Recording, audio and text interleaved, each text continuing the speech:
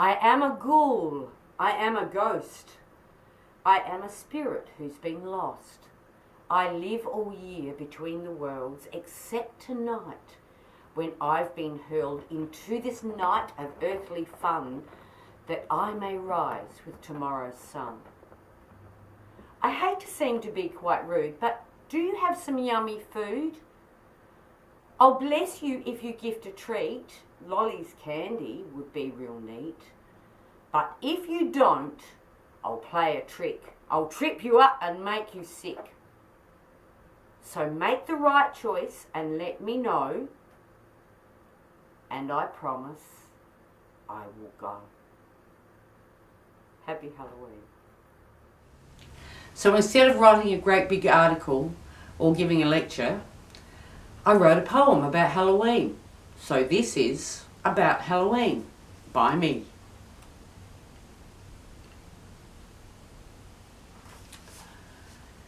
Halloween is a liminal time when otherworld boundaries are thin, known as All Hallows Eve, Parentelia's Rome, or the pagan fest Gaelic, Samhain.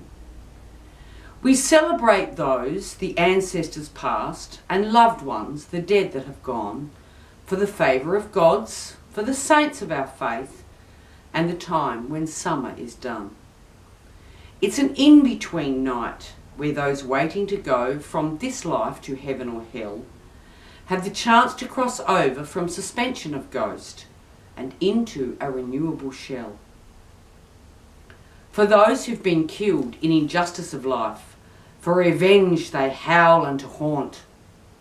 The shadows of anger and pain on their face have twisted their forms really gaunt.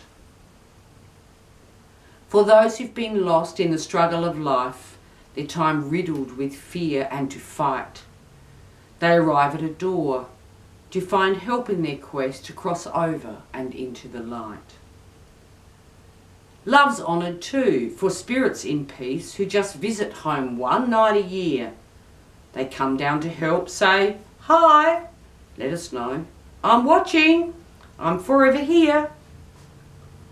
The magic of fairies, of witches and elves, and goblins imagined in stories, cross over the line of the dimensional borders to roam in the mischief of forays.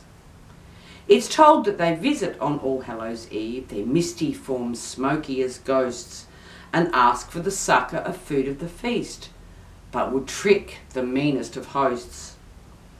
We honour the time of October's last day from traditions written long, long ago, with costumes and party and coloured candy abound. But how did they come into the show?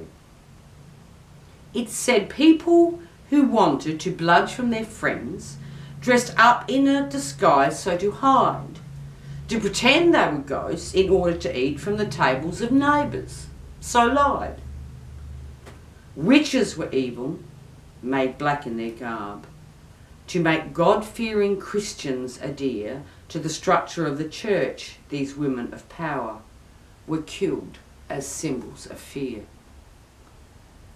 The famous carved pumpkin is the story of Jack, who tricked the devil to climb up a tree, then carved a great cross in the hard wooden trunk and refused to let him go free. Jack then struck a bargain to ensure that his soul would never be claimed into fire, and spent his whole life in the riddles of sin with debauchery, drinking and mire.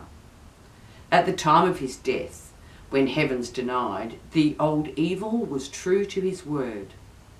But he threw a hot coal from the bowels of deep hell. "Eat my shit," was a firing turd. It was a cold night, and all that Jack had was a turnip he picked up by chance, so he cut out the middle to keep the coal lit, which became a warm light for his dance in eternity's search for a place to rest down, his soul destined to wander alone, and walks to this day on Halloween's night in his quest to find a place to call home.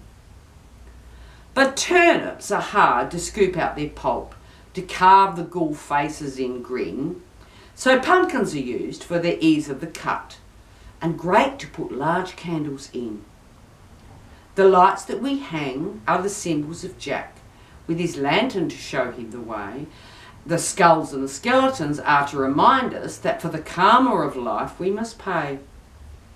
The candy we give to the neighbours and friends who turn up with their baskets at the door help us remember to reach out in friendship to strangers, both wealthy and poor.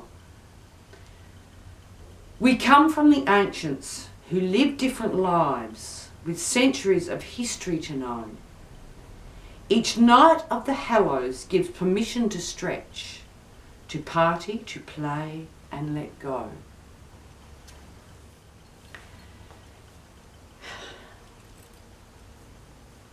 Happy Halloween from this serene spirit.